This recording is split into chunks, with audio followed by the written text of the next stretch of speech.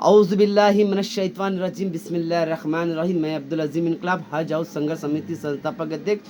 दोस्तों, आप सभी जानते हैं कि बाबरी मस्जिद और राम मंदिर विवाद को लेकर हमने अपनी प्रतिक्रिया दी है। आज भारत देश के प्रधानमंत्री ने राम मंदिर की जगह पर भूमि पूजन किया। उस विषय के ऊपर हम आज बात आपसे वार्तालाप करेंगे। दोस्तों, मैंने बाबरी मस्जिद को लेकर अपनी प्रतिक्रिया हमेशा से दी है। मैंने पहली मर्तबा भी ये कहा था कि भारत देश की न्यायपालिका ने बाबरी मस्जिद और राम मंदिर के विवाद को आस्था को मद्देनजर रखते हुए निर्णय दिया है। एक समुदाय के लोगों की आस्था को प्राधान्यता दी है भारत देश की सर्वोच्च न्यायालय ने। और मैंने पहले भी कहा था और आज भी कह रहा हूं कि मैं आज भारतीय सर्वोच्च न्यायालय के जो न्यायाधीश है उनके ऊपर से मेरा विश्वास उठ गया है, क्योंकि भारत देश के न्यायाधीशों ने बाबरी मस्जिद और राम मंदिर विवाद को आस्था के नाम को प्राधान्यता रखते हुए राम मंदिर का निर्णय दिया, जो कि ये गलत है।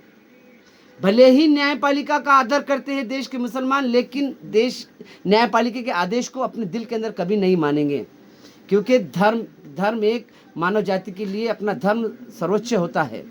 और मैं समझता हूं कि भारत देश की न्यायपालिका ने जो निर्णय लगाया है एक आस्था के नाम पर निर्णय लगाया। इसलिए मैंने पहले भी कहा था और आज भी कहता हूं, भारतीय देश की न्यायपालिका का नाम आस्था पालिका रखा जाए। दोस्तों, मैं साथ ही साथ एक बात कहूंगा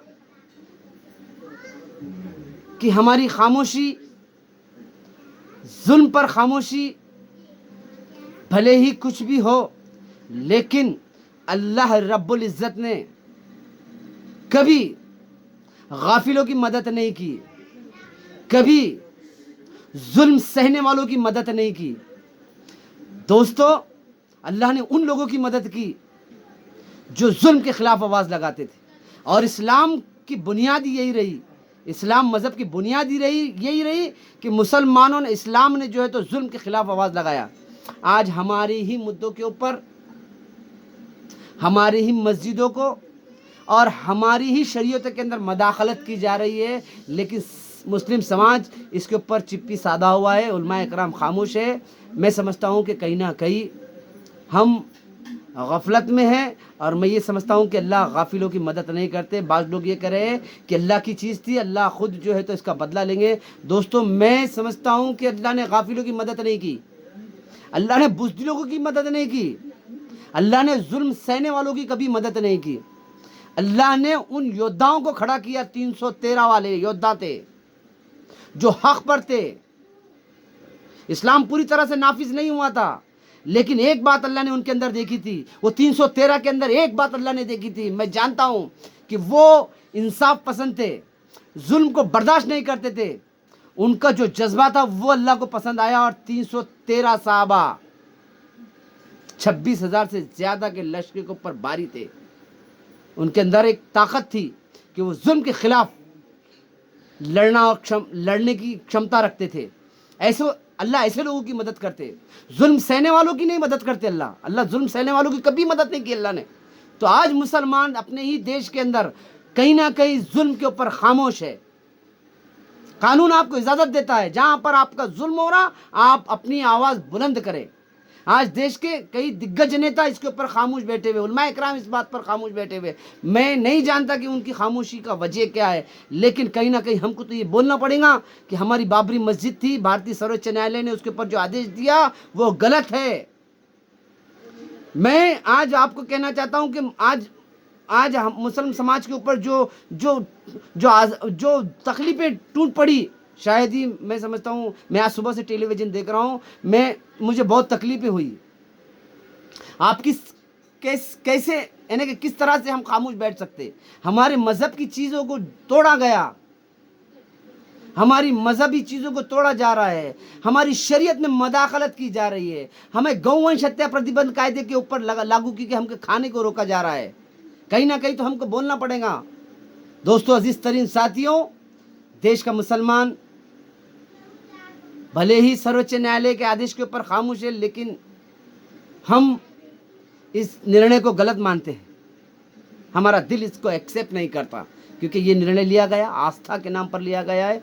दोस्तों, अजीज तरीन साथियों, मैंने पहले कहा हूँ कि तुम जुल्म सहने वाले लोग नहीं हो, जुल्म के खिलाफ आवाज़ लगाने वाले। जब तक मुसलमान जुल्म के खिलाफ आवाज़ लगाता था तब तक अल्लाह की मदद उसके साथ थी। दोस्तों अजीज तरीन साथियों, हमने जुल्म के खिलाफ आवाज़ लगाना छोड़ दिया, अल्लाह की मदद हमसे उठ गई। और कैसे उठेंगी?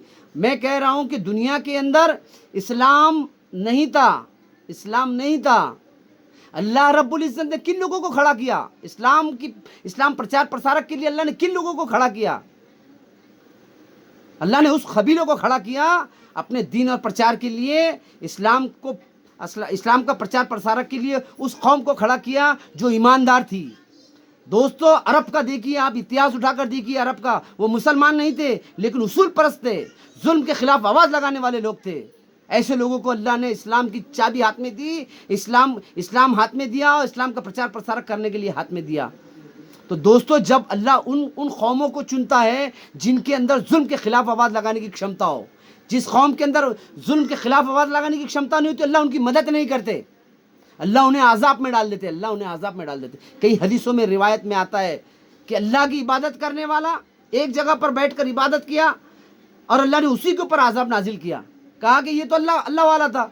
दोस्तों वो अल्लाह वाला था लेकिन वो जुल्म के खिलाफ आवाज़ नहीं लगाता था, जहाँ गलत होता था उसके खिलाफ नहीं बोलता था। अल्लाह को ये चीज़ पसंद नहीं है। अल्लाह को पसंद है तुम जुल्म के खिलाफ आवाज़ लगाओ, तुम सच बात करो, जिसके ऊपर जुल्म हो रहा हो उस जालिम को ये बताओ कि तू जुल्म कर रहा है। अल्लाह उन्हें पसंद करता है और अल्लाह उनसे काम लेता है। दोस्तों आज कौम को क्या हो गया? आज कौम जुल्म होने के ऊपर खामोश बैठी है। आप एहतजाज कीजिए, कम से कम शांतता से, लोकतंत्र के माध्यम से गवर्नमेंट तक ये बात पहुंचाइए कि हम इस बात को कभी नहीं मानेंगे। असद साहब ने बड़ी बात प्यारी कही, मैं फ़ैन हूँ असद साहब का। असद साहब ने बात कही कि भारत देश के प्रधानमंत्री के रूप में भूमि पूजन नहीं करना चाहिए। आई एक्सेप्टेड असद साहब, आई सैल्यूट, मैं सैल्यूट करता हूँ असद साहब को। कम से कम उन्होंने सच तो बात कही। असद साहब ने कहा कि देश के प्रधानमंत्री एक प्रधानमंत्री के रूप में भूमि पूजन नहीं कर सकते, और सही बात है। देश का कानून उन्हें इजाज़त नहीं देता कि वो भारत देश के सभी जातियों के और सभी धर्म के और सभी वर्ग के लोगों के प्रधानमंत्री है। लेकिन आज जिसकी लाठी वाला उसकी भैंस वाली बात चल रही है। कोई एक समाज की बात को सुनने को तैयार नहीं है। राम जी को कौन नहीं जानता? राम जी, अरे मैं तो पहले ही कहा हूं कि आप राम जी के आदर्शों का पालन कीजिए। आज राम मंदिर बनाने की जरूरत नहीं है भारत देश के अंदर।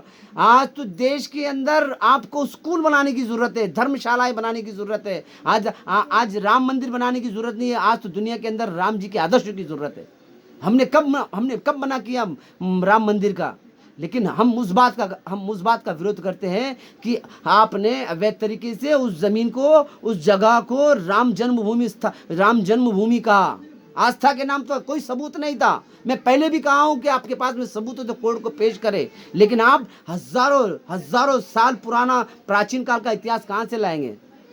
एक आस्था के नाम पर जो है उसे उस आस्था के नाम पर जो है तो उसे लागू किया गया था। और कुछ साल पहले विवादित जगह बनाने के लिए कुछ समाज कंटकों ने, कुछ राजकीय नेताओं ने वहां पर मूर्तियां रखी थी, क्योंकि वो विवादित जगह बन जाए और वो मस्जिद बंद पड़ जाए, लोग वहाँ नमाज पढ़े और बाद में वो खंडर बन जाए। तो ये बहुत सारी प्लानिंग थी। लेकिन देखिए सब वो जो मालिकुल मुल्क बैठा हुआ है ना, वो उसकी प्लानिंग बहुत भारी है। और हमें सबको जो है तो खामोश नहीं बैठना चाहिए। जिस तरह से मैंने अपनी बात कही उस तरह से प्रत्येक भारत देश के मुसलमान नागरिक का हक है कि वो ये बात बोल सकता है कि यार हमारे ऊपर जुल्म हुआ। आप जुल्म का तो कम से कम जुल्म हो रहा बोल के तो बात कहो। दोस्तों अजीज साथियों, मैंने अपनी बात कहा हूँ, मुझसे अल्लाह ने ये बात कहलवाई है, वरना मेरी कोई हैसियत नहीं है। मैंने हमेशा से ही जुल्म के खिलाफ आवाज़ लगाता रहा और आज भी मैं ये जहाँ मुस्लिम समुदाय के ऊपर जुल्म हुआ उसका निषेध करता हूँ और मैं अपना दुख व्यक्त करता हूँ। मुझे राम मंदिर से कुछ लेना देना नहीं है, लेकिन जिस तरह से राम जन्म स्थान उसे स्पष्ट किया गया है, मैं उसका विरोध करता हूँ। अस्सलाम वालेकुम।